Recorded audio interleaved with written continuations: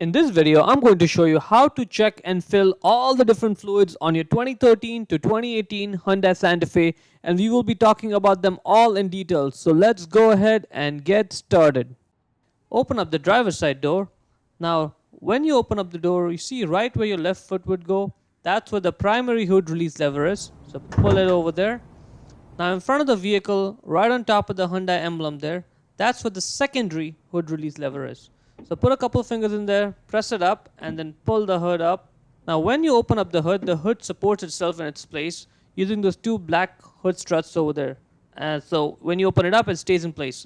Now let's first tackle the brake fluid. Now right there on the left corner there, that's the brake fluid reservoir. In order to check the level of the brake fluid, there's two markings on the reservoir, min and max. You have to sort of zoom in there to see it. Min all the way down there and max. In order to check the level, if you cannot see it clearly, just move the container around a little bit, right? And the fluid inside will slosh and then you'll be able to see the level. Now the way the brake system works is you got three main components to it. You got the brake pedal, you got the brake fluid, and then you got the actual brakes. The only thing that connects your brake pedal to the brakes is the brake fluid. So obviously it's very important. Now if you want to make sure that it's in good condition and that there is enough of brake fluid. The problem with brake fluid is that it's hygroscopic, meaning it just loves moisture. The moment you expose brake fluid to the atmosphere, it's just going to absorb all the moisture out of the air. And that's the problem, because you do not want brake fluid and moisture to be mixed together, because that makes it unpredictable. And when that does happen, your brake pedal now starts feeling spongy and mushy, and the car takes longer distances to stop, so that's not good. If it does happen that you left the cap off for more than 15-20 minutes, what I strongly suggest you do is you take your car to a mechanic. They have a device that can measure the moisture content in the brake fluid, and they can tell you if you're okay or if you need to get your brake fluid flushed out. And if you do need to get it flushed out, that's one place you do not want to cheap out on. So definitely just get it done if you have to get it done. It is what it is. The brake system is sealed off, right? So it doesn't really consume brake fluid on a daily basis. So it's not like you have to top it off every now and then. The reason why you may notice a change in the brake fluid level though is that one, either there is a leak in your system which is serious and you definitely want to get that checked out, or two, your brake pads are worn down. So what happens is when you get new brake pads, they're thick. Over time though, they get worn down and they get thinner. And now in order to compensate for the thinner pads, the worn down pads, the brake system takes some of the fluid out of the reservoir and into the actual brake lines. So that may cause the level to go down in the reservoir. All right? So those are the two reasons. And if you do have to top it off, I'll show you how to do it. Now if you do have to top it off, it says it right there on the filler cap. .3 or .4 brake fluid from a sealed container. It says it clearly right there. Okay? So let's go ahead and get a brake fluid container. I'll show you. See, it says it right there, synthetic .3 and .4 brake fluid. Even at the back of this, there's a label. It says, make sure you refill it only from a new bottle. You'd never put this in a different bottle. Make sure it's tightly closed. Again, like I said, brake fluid is very susceptible to getting moisture. If you have to fill it up, that's how you open up the filler cap. Just 1/8 of a turn, opens up, and then close it back up. Let's move on to the coolant over here. That is a radiator pressure cap. It is a sign on it clearly saying never open when hot. The fluid inside is under pressure. If you open it when it's hot, it's going to cause you injuries, and those injuries can even be fatal. So never open it when it's hot. Now what happens is when the engine is running, it just produces heat, right? It's burning fuel, so it gets hot. Now you want the engine to be warm, but you don't want it to overheat. Because if it overheats, then it just causes all sorts of problems, so you don't want any of that to happen. Now that's where the coolant comes in. Because what the coolant does is the coolant circulates within the engine, it collects all the heat, and now the hot coolant, it goes to the radiator, it cools off and comes back in, collects more heat, goes back to the radiator, cools off, comes back in. The cycle keeps on repeating again and again.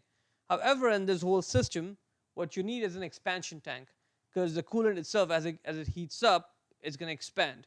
And as the name suggests, you need an expansion tank where this extra coolant can sort of just go temporarily and then it can come back to the main cooling system. And that's what you need an expansion tank for. In order to find the expansion tank, let's look at the pressure cap. There's a hose over there, and let's follow that hose. Let's follow along, see where that hose takes us. The coolant expands from it and goes into that tank. That is your expansion tank right there. See, even says coolant on top of it there. Okay, in order to check the level of the coolant, before we top it off, let's just check the level there. Okay, on the side there's two markings, L and F, low and full.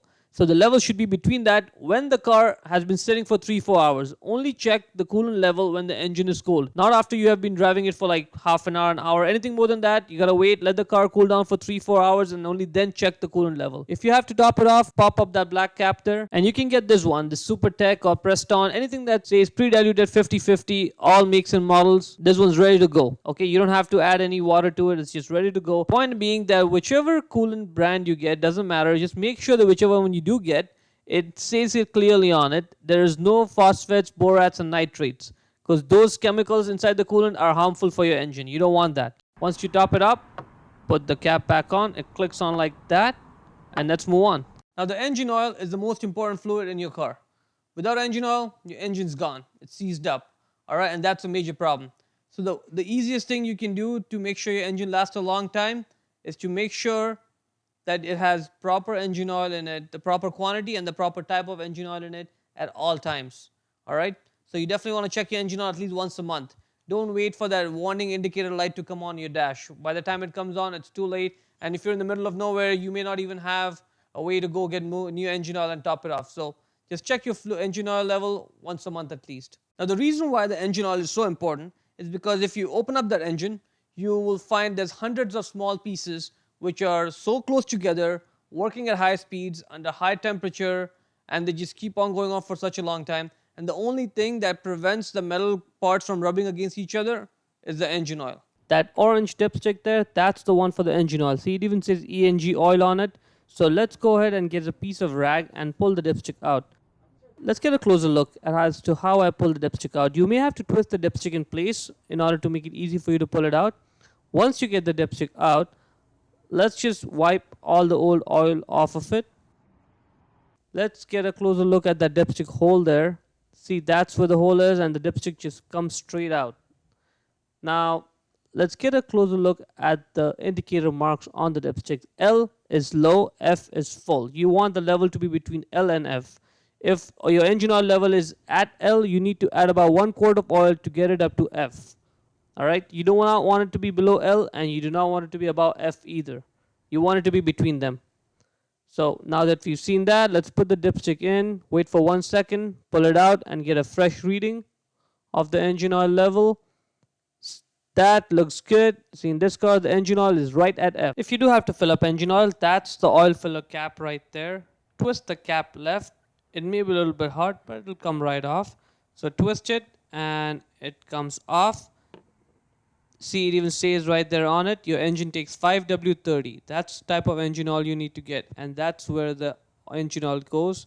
Once you fill up enough engine oil in it, twist it right, and make sure it clicks like that. Let me do that again for you. Alright? Click, that's good. Right after you fill up the engine oil, make sure you also check the engine oil level one more time to be sure. Once you're satisfied with the engine oil level, secure the dipstick back in place like that. That tube with the blue cap over there, that's where you fill up the windshield washer fluid from. Now, in order to check the level of it, just keep an eye out on the side on the tube. It's transparent so you can see the level of the washer fluid. Now, you can just put water in the windshield washer fluid container. If you live in a place where it gets cold, if it gets below freezing in the winter, strongly suggest you get a proper windshield washer fluid that does not freeze, that goes up to, like in this instance, this one goes to minus 45 degrees. In order to open up the cap of these washer fluid bottles, they usually have a safety cap on them. You have to squeeze them and then twist them open. Now, when you're filling up washer fluid, what you should do is just hold the bottle at the neck end with one hand, and use your other hand to hold it at the bottom, and then fill up the windshield washer fluid. That way you have more control over the flow, and that reduces spillage. So let's go ahead and fill up the windshield washer fluid here. When you see the level come up, that's when you know you have to stop. And once you're done filling it up, make sure you put that blue cap back on. And even if there's just a few drops left, that windshield washer fluid is chemical, it's poisonous, so make sure you put the cap back on. Your 2013 to 2018 Hyundai Santa Fe takes 1 gallon of windshield washer fluid to completely fill up the system. 1 gallon. 1 gallon is 3.78 liters. Now the transmission fluid. I'm sure you're probably wondering where the transmission fluid dipstick is. It's not like the older cars. this car, this transmission is sealed for life. So there's no dipstick for us to just go and pull it out and check the quality and the level of transmission fluid. But in reality, it's more like sealed till the warranty lasts. It's not really sealed for life for as long as you're going to keep the car. So if you're going to keep the car for a long time, what I suggest you do is every 100,000 miles or 160,000 kilometers, you can flush the fluid. There is a drain plug and there is a way to fill up the fluid. There's just no dipstick. That's about the only thing. But if you really want to just flush the fluid, you can do it. So every 100,000 miles or 160,000 kilometers, just get the transmission fluid flushed and you should be all set. Now, power steering fluid. There is no power steering fluid in this car because this is not a hydraulic based. The older cars used to have a hydraulic power steering system, and hydraulic systems had fluid in it, so there was a way for you to check the fluid and make sure it was topped off, good condition, all of that. But this car has electric power steering. So the way the power steering works is there's a motor that actually helps you turn the steering. So if anyone tells you you need to get your power steering fluid flushed, there is no power steering fluid in this car.